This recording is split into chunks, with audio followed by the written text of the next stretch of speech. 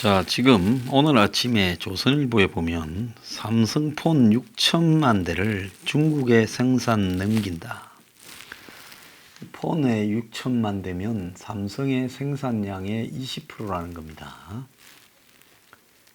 자, 그래서 이 스마트폰의 상당한 분량이 이미 베트남, 중국 등 해외에서 생산하고 있는데 그나마 남은 최소한의 분량도 이제 다 넘긴다.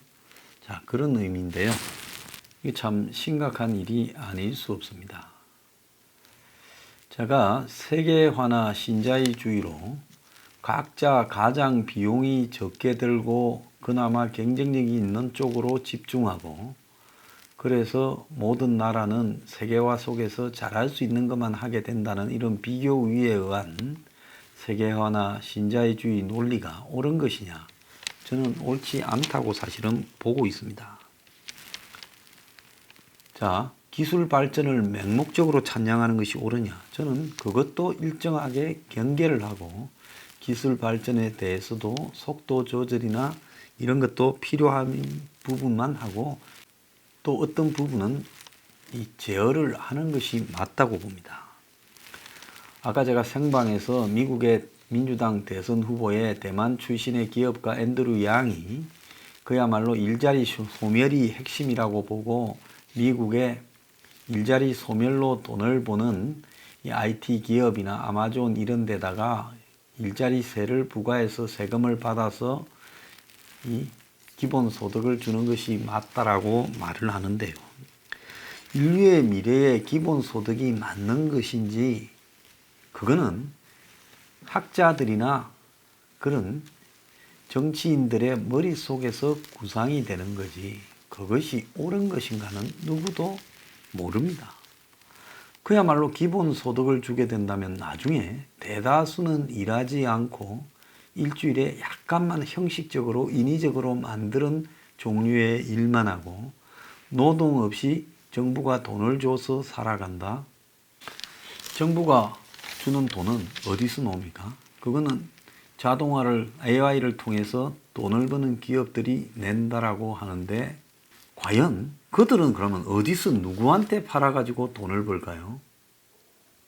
누군가는 사주니까 돈이 생길 건데 그 사람은 그러면 누구한테 돈을 벌어서 기본소득을 재원이 될 그 많은 세금을 내고도 돈을 벌까요? 세상에 돈 벌어서 남 주는 일을 하기 위해 돈을 버는 것이 옳다고 보십니까? 그게 인간의 심성에 맞다고 보십니까? 자, 그러면 돈만 생기고 뭐 큰 돈은 아니지만 먹고 사는 데는 크게 지장 없는 돈만 생기고 그리고 할 일이 없어진 사람들은 어떻게 될까요? 그야말로 행복을 즐기게 될까요? 온갖 마약과 섹스와 범죄의 범람이 될까요?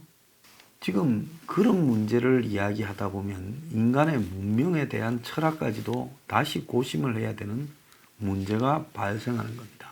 인류는 생긴 이래 일을 해왔습니다. 그러지 않습니까? 옛날엔 사냥을 했고요. 그 다음에 정착을 한 뒤로부터는 목축과 농업을 해왔어요.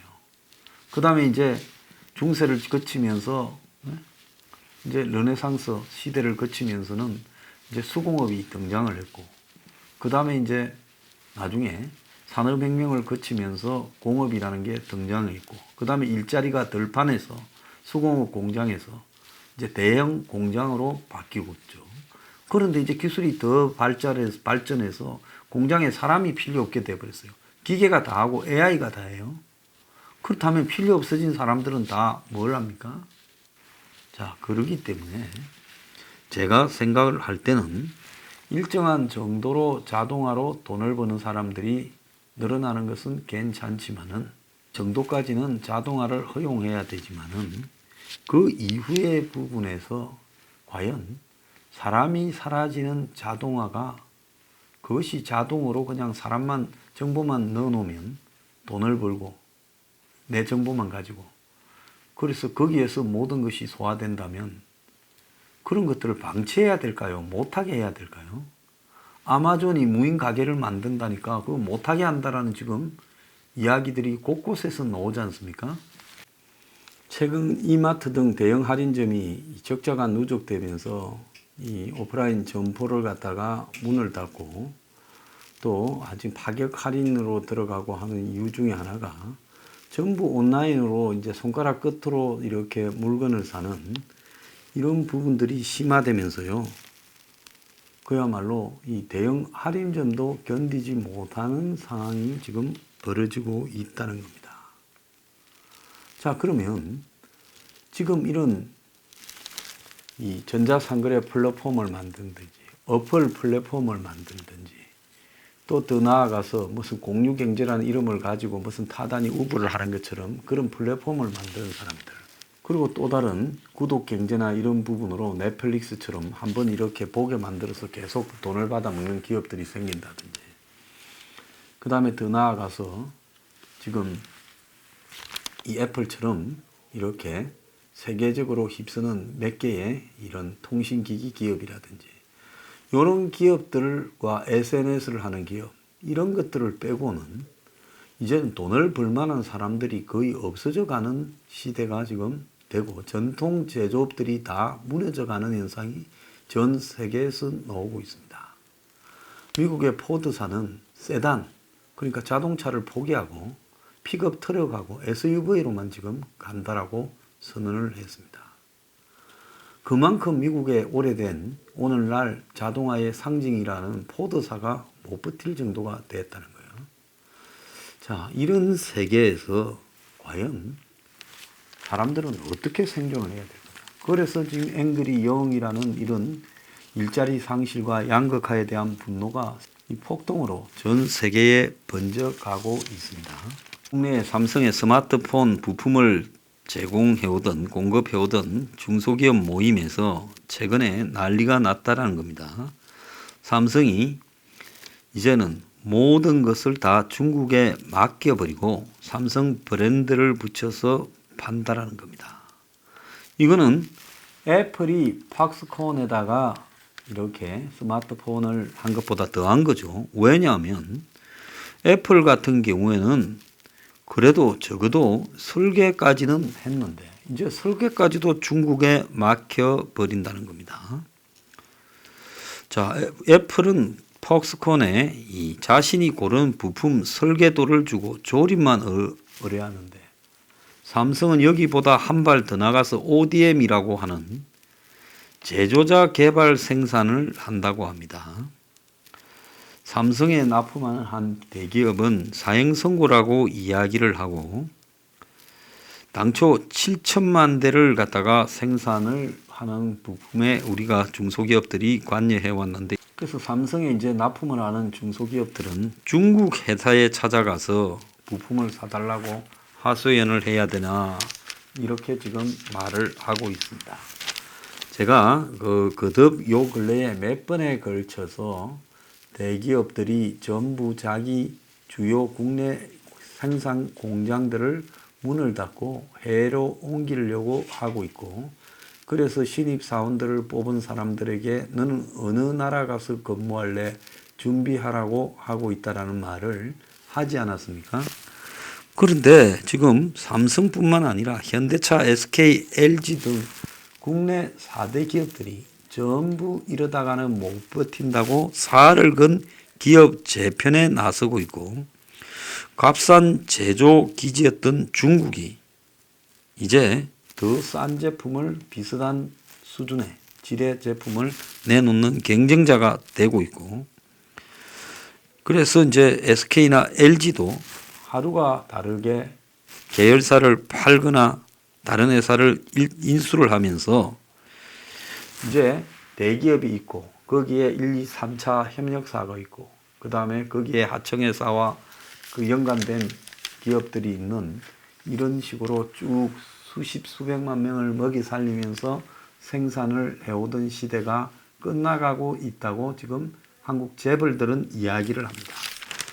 그래서 뿌리까지 바꾸는 4대 그룹, 뒤따르던 협력사들은 전부 도미노 위기 구조에 빠졌다는 겁니다. 현대자동차는 자동차 비중을 절반으로 축소를 했고 협력사에 우리만 믿고 있지 마라고 이야기를 하고 개인 항공기와 로보틱스라고 해서 이 기업에 들어가는 로봇 이런 것들을 주로 만든다고 합니다. 삼성은 독자적으로 생산하던 중국 스마트 공장도 폐쇄했죠. SK는 화학 부분의 지분을 절반을 매각을 해버렸습니다. 그 SK 종합화학 고기능 이 폴리머 부분을 프랑스 회사가 인수를 했습니다.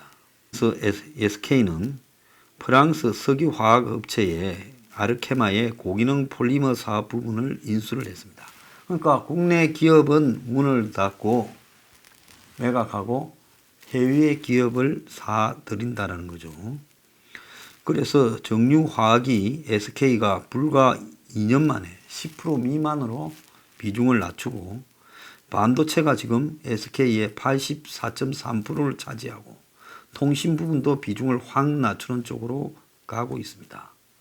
LG 같은 경우에는 디스플레이 영업이익이 급감하면서 연료전지 자회사를 아예 처리해버리고 LG전자가 수처리 자회사도 매각을 하고 있다는 겁니다. 그래서 국내 4대 대기업이 이럴 정도라면 생존을 위한 절박한 선택이라면 이것은 나머지 그 밑에 있는 기업들은 더 하겠죠. 그러니까 이제 대기업 1, 2차 협력사, 하청회사, 그 다음에 납품회사 등으로 구성되는 시대가 끝나버렸다는 겁니다. 그러면 삼성이 직접적으로 20만 명 이상을 채용하고 뭐 밑에 하청회사까지 하면 뭐 수십만 명을 먹여 살린다라고 이야기하던 것도 또 끝난 거 아닙니까? 그렇다면 우리가 여기서 이제 하나 국가 정책을 어떻게 할 것인가를 생각해 볼 필요가 있어요. 그러면 이 사람들도 마찬가지로 자신들이 수많은 중소기업들을 먹여 살리던 일을 포기하게 된다면 국가 정책에도 관여하지 말아야 되는 거 아닙니까? 정경련이나 대한상의 등을 가지고 무슨 규제를 완화시켜 달라 소리도 해서는 안 되고요. 투가면 나타나가 재집고는 투자하겠다, 고용하겠다 말도 전부 뻥이었다는 거 아닙니까? 그럼 문재인 시대에 들어가 가지고 이 기업 총수들이 전부 나서서 얼마를 투자하고 얼마를 고용하겠다 한 말은 지금 다 거짓말입니까? 거짓말이잖아요. 다 정리하고 심지어 협력회사들까지도 니 알아서 살 길 다 마련해라고 사업도 다 처분하고 있다고 해외로 다 나간다면서요.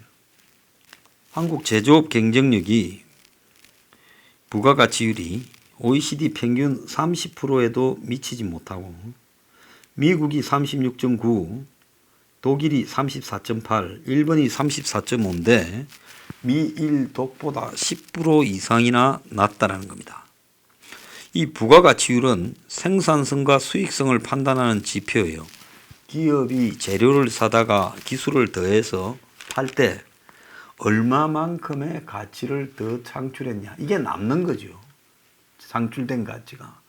그런데 한국의 기업이 이런 걸 했을 때 남는 비율이 미국, 일본, 독일보다 10% 이상 작다라고 이야기를 하는 겁니다. 지금 3분기 실적 발표를 하는데 상장사 10곳 중 3개 정도가 전망보다 10% 미만인 예초 전망보다 어닝 쇼크, 즉 기업의 실적이 놀라울 정도로 줄어들었다는 겁니다. 삼성전자 영업이익이 작년에 반토막이고 현대차도 전망치보다 29%가 줄었다는 겁니다. 자, 문재인 정권은 2년 반 동안에 적폐청산이니 친북이니 이런 걸로 허둥지둥 시간만 보낼 게 아니야.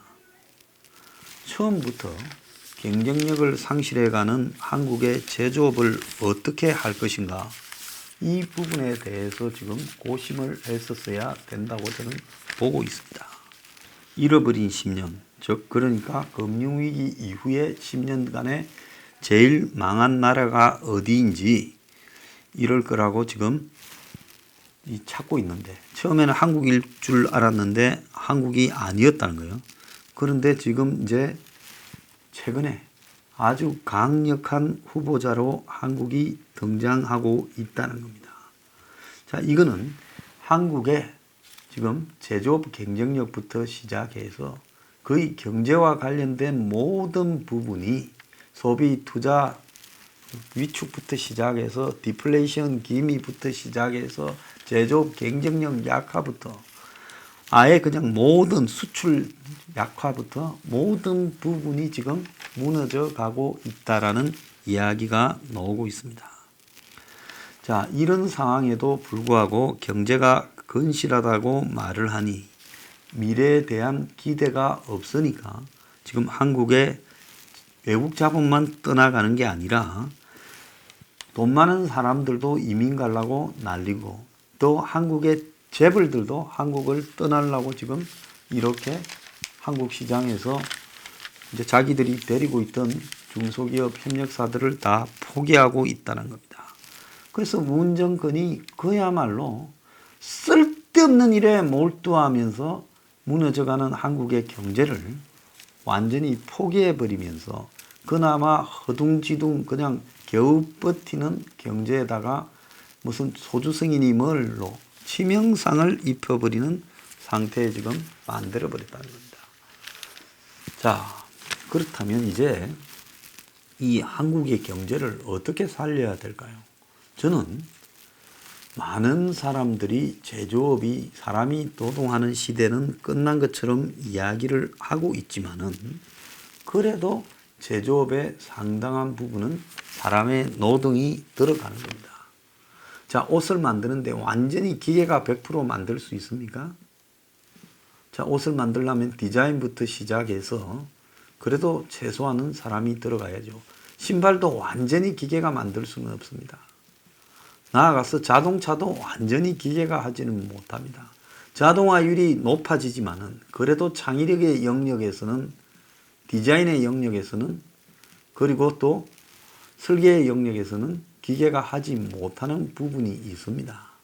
한국이 앞으로 제조업을 부활시키는 부분에는요, 창의력의 영역에 속하는 인력들을 계속 확보해야 되고요.